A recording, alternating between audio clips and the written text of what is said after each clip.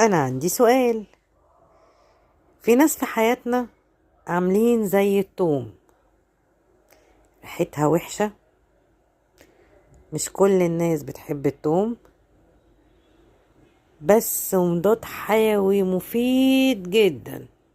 حتى زمان كان بيقولوا لك خده على الريق، ادعك بيه فروة الراس، اعمل منه زيوت، حاجات كتيرة قوي.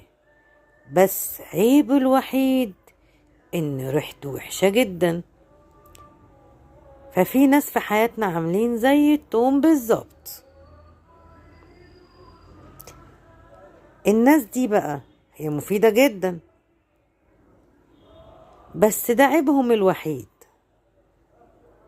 ازاي بقى تعرف تتغلب على الريحة دي؟